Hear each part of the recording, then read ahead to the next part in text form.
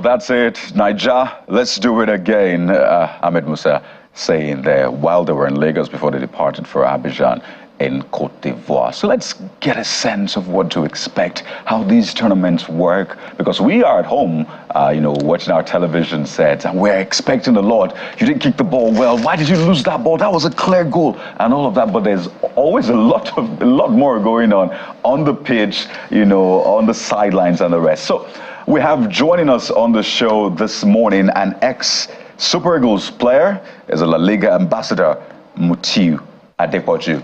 But we know him as Chief and Headmaster. Good morning. Thank you for joining us on the Morning Brief. Thank you very much. Good morning. Good morning. It's my pleasure to be. Absolutely. It's always great to see you, really, whether on pitch or off the pitch, because for a lot of people, those memories just come back. And when I say memories, exactly 30 years ago, you were part of that team that won the Africa Cup of Nations in Tunisia. And a lot of people are hoping that 30 years after that second one, yes, we won one in 2013, just about 10, 11 years ago, we're going to win again. That's why we're having you. So hopefully we'll use all of that goodwill and bless the Super Eagles with it. But speak to us, before we get into the nitty-gritties, how is a winning team made? What are the ingredients of a winning team, the type you had then, such that we can look at this team and say, these are the things they need to have in place for them to win? Well, thank you very much, for this invitation. And I think it's an opportunity, and very glad that I'm here with you this morning. Winning team. I think there are a lot of ingredients.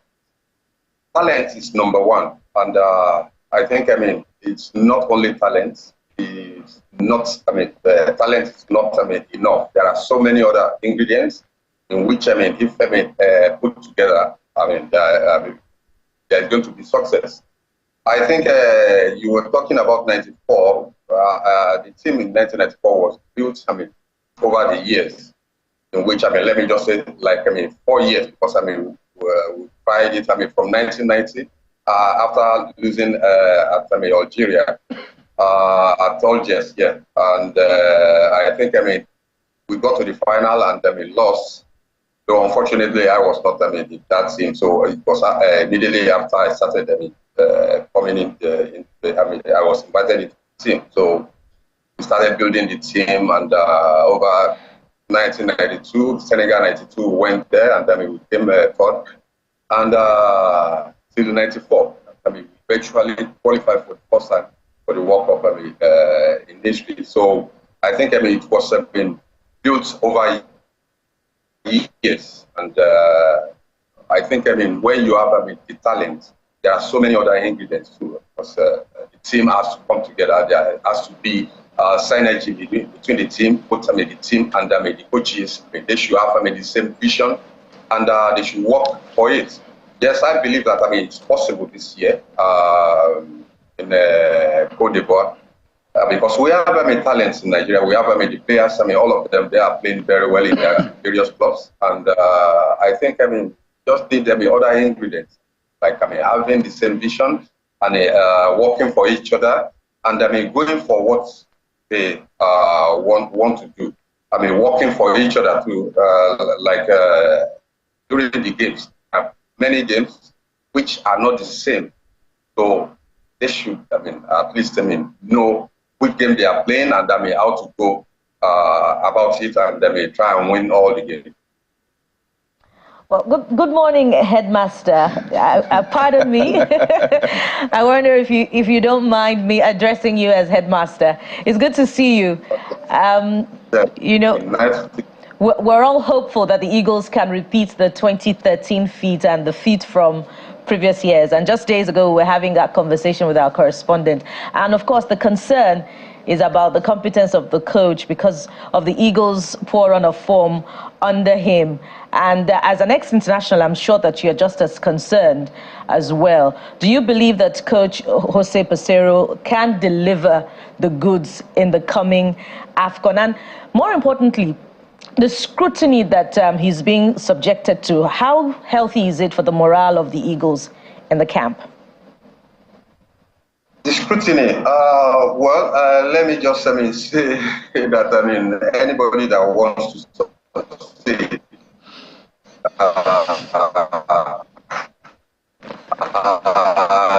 you go for what you want to go for, because there are going to be a lot of criticism. It's only what they are going to believe that if they get there and they win the first game convincingly, and try as much as possible and give them a good accounts of themselves and good image and all that. I think everything is going to come back to the last results that we have been having, because when it gets to the stage, it's different. And now the players, they are now the actors. When they get to the field, they should know how to go about it. Yes, the coach is very, very important, but when they get to the field, the players, should know what they are meeting on the field, and they should know, because they are all professionals, and they should know how to put things right, and try and do the best thing that they do to put for the team. And former captain Christian Chuko has also been reacting to this as well. He spoke on our platform days ago, and he talked about the concern that the coach is not resident in Nigeria, and as such, we do not have a team.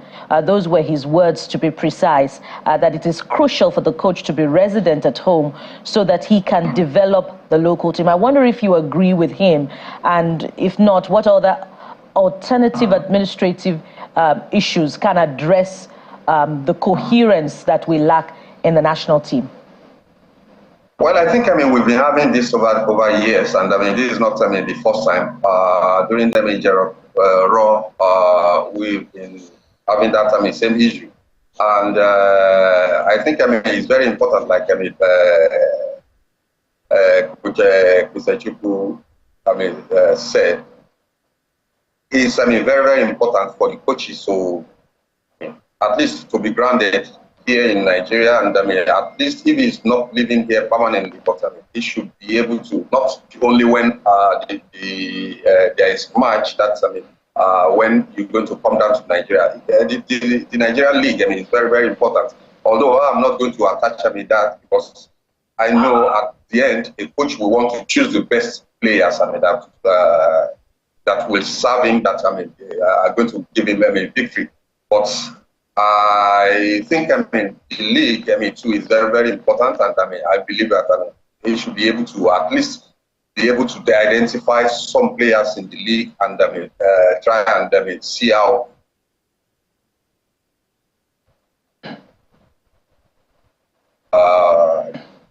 he can have the best of the players and mix them with the foreign-based player. All right. If you can hear me, the headmaster, as we always call you, before we get to the nitty-gritty of technicalities and all of that, because when we talk about the technicalities, it almost feels like, from the analysis done by pundits and ex-internationals like you, given the gaps we see, it's almost like at some point we may have to depend on an act of God against the run of play. But we'll get into that. But the first question I want to ask is, when we look at the team in '94 and even go way into '96, there's a bit of a difference in the level of passion, and maybe I can stretch it further in terms of patriotism. What do you think is going on with this crop of players? What can be done to make them as passionate and as patriotic? We're not saying they're not patriotic. I'm talking about comparing that time to now. How can we make them to be as passionate and patriotic as your generation? When you're talking about passion, I think everybody in Nigeria have a passion for this game, and the footballers too. But time has changed, and our period, I don't think there should be comparison. Yes, I think it's very right to compare, but our issues and things that we look up to and all that are different from what is happening now. All the players at this moment, I won't say they're having everything very easy, but they are all playing in their very, professional abroad. And during our period, there are players that just willing and wants to play to get to somewhere and try and do things and all that. And that period too, there are we players we want to make name and try and bring Nigeria into the limelight and all that. So our priorities are different. So I won't say that we should be comparing much, but I believe that these players too are passionate, but the level is different. That's all way I can put it. So help us out here. You said that we have the ingredients, talent. The current Africa Player of the Year is in our team. We have one of the most expensive teams in Africa, if not the most expensive team in Africa. So the talent, the major ingredient is their talent. Yes, we've talked about some other things which we might need to get right, but at least we can hold on to talent. When we're at home watching these matches, Headmaster, it's always very tough. We have high expectations because we expect Osimhen to score like 5 goals in the first half and then in the second half smash more goals. So help us with our expectations so we're able to manage it well and maybe manage our blood pressure. So how should we Nigerians, how should we watch the match? What should our expectations be like? What are the things that happen on the pitch, on the sidelines that determine the result? So maybe we can be a bit more understanding and encouraging to our team. Well, yes, Osimhen is the best player in Africa, and most of his games, he was playing in Italy, in which they are teammates that have been together in the club, and they are training. They were training every day and all that. So we brought players that are playing in different leagues and different clubs. And we have to bring them together. I think we should just manage our expectations. I believe that the players they can do well and they are going to do well. But it's not possible for only one player to say that he is going to take the ball. It has to be a teamwork, which I believe the coaches should have been working towards that. We have good talents and we have ways in which I believe coaches would have worked, like I said, and towards it. The competition entirely is different from friendly games and qualifiers and all that. When the game starts now and when they get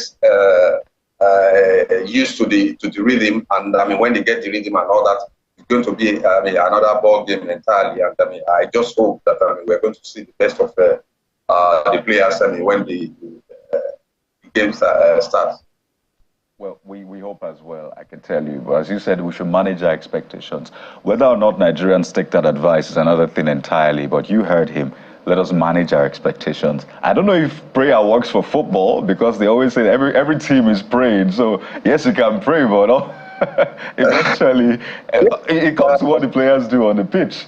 A lot of people have also talked about not having enough, let's say, local content. And they've said that for local players, they seem to maybe even understand themselves more because they play in the same terrain and they're able to connect well. We had Sunday Mba, who was a local player then, being the savior of the team. And that speaks to the value we have in local players. I know this is a conversation we've had time and again, but do you see that as a major drawback for this team? Well, I wouldn't see it that way, but it's very, very important to have a local content, players in the team.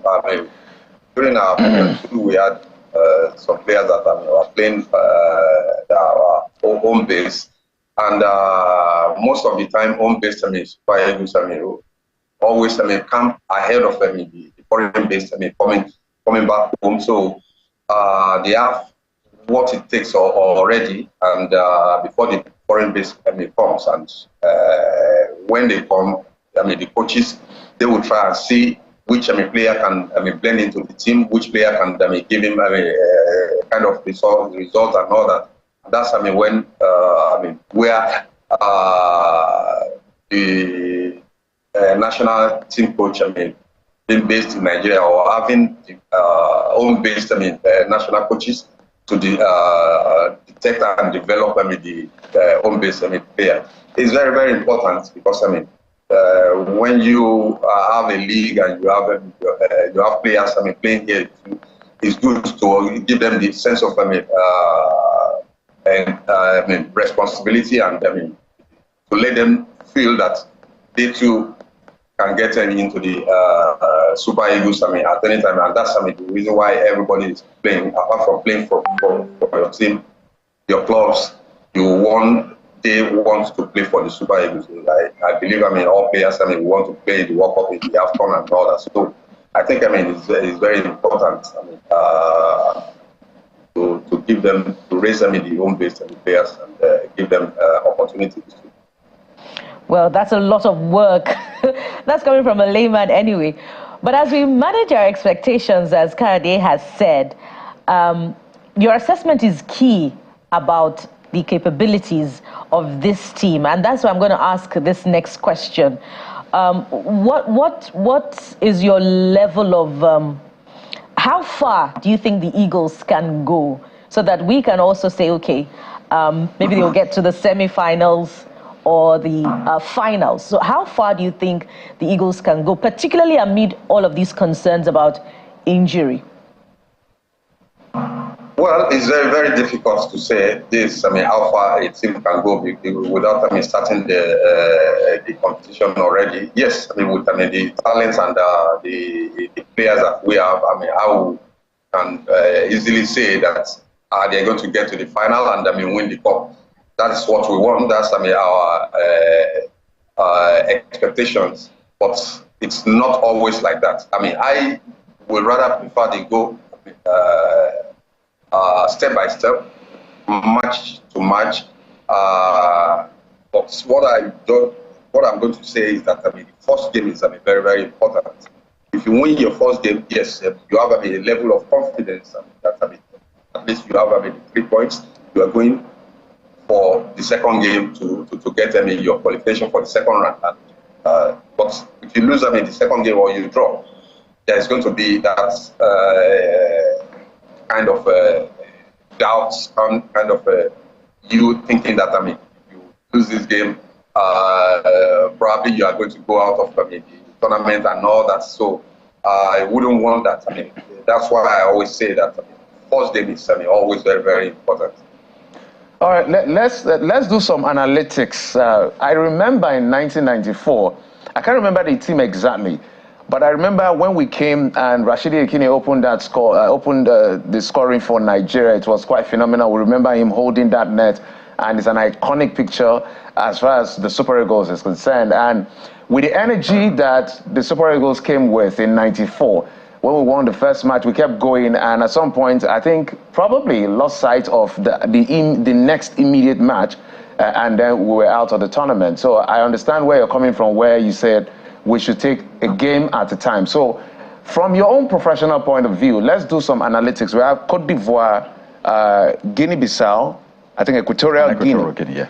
So take us through, because it's not just about how well the Eagles are prepared. It's also about how the Eagles have been able to study each of these teams. So if you were to sit in Pesero's seats and you were to tell them, this is how you approach Guinea-Bissau, this is how you approach Equatorial Guinea, this is how you approach the big boys in Cote d'Ivoire, because it's not just a game, it's also a game of pride. What would you be telling them in terms of approach and tactical formations? Well, firstly, I would try and approach the first game, and then we go all the way to win the first game. And by then, and even before now, I think the coaches should have seen the videos or watch the tactics and the game of the other teams, in which they will have tried to work on. So the first game is a must win, which definitely I'm going to tell them to go for the first game. And winning the first game is going to give them a level of confidence to the team to approach the second game. And we would have seen what they are bringing to in their own game. That's I mean, Cote d'Ivoire, and be able to tactically work on them to try and win them in the second game. Then the last game too. If you have qualified, then probably it will be a game of box. All the games are very important, and I just believe that the first game is the most important one. To win the 3 games, then you start looking at what's going to happen in the second. How to go for the second game and third game. There you see that iconic image. Really, it brings goosebumps, honestly, and just seeing Rashidi Yekini grabbing that net and just saying his name. Absolutely. We hope we can recreate those moments, honestly. And I imagine for your headmaster, you're probably having those memories yet again. I mean, look at that.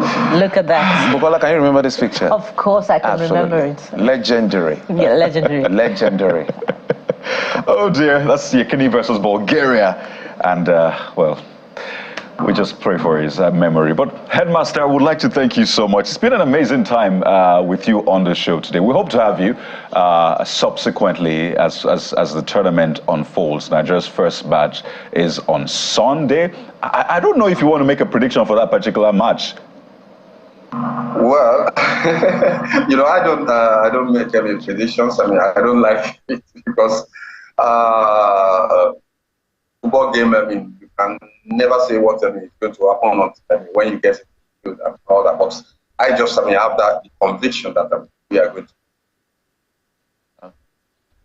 Okay, there you go. I would have asked for more predictions, but let's hold on to that one. You told us to manage our expectations. So thank you so much for your time on the show this morning. We've been speaking with the headmaster himself. That's what a lot of people know him as, Chief Mutiu Adepoju. I'm tempted to ask what you're up to these days, if you still net goals, if you still use that head to score goals. But hey, we'll have you some other time. Thank you so much for your time on the morning brief this morning. Thanks. Well, we'll take a moment now, and when we return, we'll talk about a very important issue. It concerns your health. It's a hemorrhagic fever that spread a lot last year. There are concerns that this year might even be more challenging. So how would you keep yourself, your family members safe? That's at the moment. Stay with us.